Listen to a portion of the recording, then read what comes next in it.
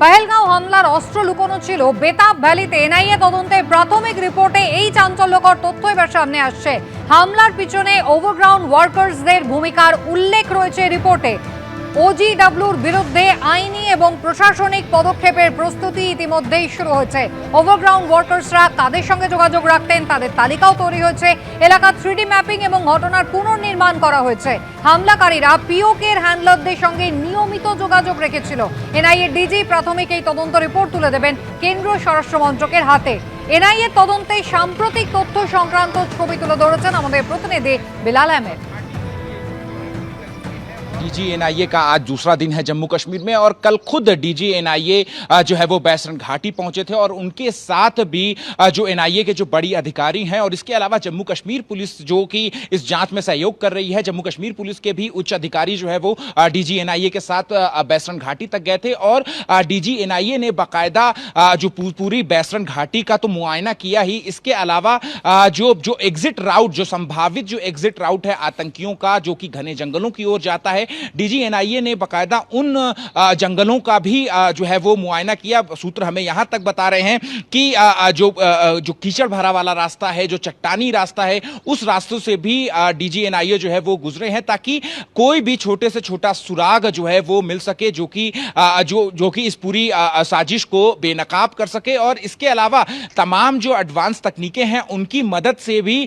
जो है वो इस जांच को आगे बढ़ाने की कोशिश जो है वो की जा रही है। और आज जो डीजी एनआईए हैं साधन दाते वो श्रीनगर में ही मौजूद हैं और इस जांच से जुड़े हुए जितनी भी जांच एजेंसियां हैं उन एजेंसियों के उच्च अधिकारियों के साथ एक रिव्यू मीटिंग ले रहे हैं और ये जो है वो उस मीटिंग में ये जो है वो चर्चा की जा रही है कि किस तरीके से इस आतंकी घटनाक्रम को जो है वो अंजाम दिया गया था, कितनी दिन पहले जो है वो इस घटना की जो है वो प्लानिंग की गई थी। इसके अलावा वो कौन कौन से जो लोग हो सकते हैं जिन्होंने लोकल गाइड के तौर पर या लोकल सपोर्ट जो है वो कहां से मिला हो सकता है, इसको लेकर के जो है वो एक रिव्यू मीटिंग जो है वो एनआईए की डीजी की तरफ से जो तमाम एजेंसियों के उच्च अधिकारी हैं उनके साथ जो है वो की जा रही है। जांच एजेंसियां हैं वो ये भी पता लगाने की कोशिश जो है वो कर रही हैं कि जो चेन ऑफ इवेंट्स है, क्योंकि किसी भी क्राइम को जो है वो जो सॉल्व करने में जो सबसे बड़ी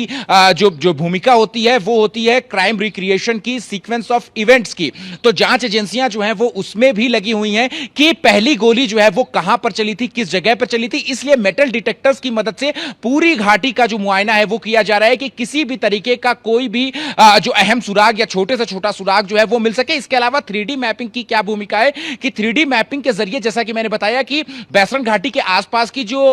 भौगोलिक स्थिति है, बड़े बड़े चीड़ के पेड़ हैं, कई जो है वो ऊपर नीचे के रास्ते हैं और इसके अलावा कई गहरी गुफाएं हैं और ये गुफाएं आतंकियों को छुपने में, हाइड आउट बनाने में कहीं ना कहीं मदद करती हैं। और इसके अलावा ये भी जांच एजेंसियां इसमें लगी हुई हैं कि क्या हमले से पहले किसी संदिग्ध जो है वो वस्तु को इन गुफाओं के अंदर जो है वो कहीं तो नहीं छुपाया गया था, उसके जो रेसिड्यू होते हैं वो भी जो है वो जांच एजेंसियां इनको भी खंगालने की कोशिश में जो है वो लगी हुई हैं।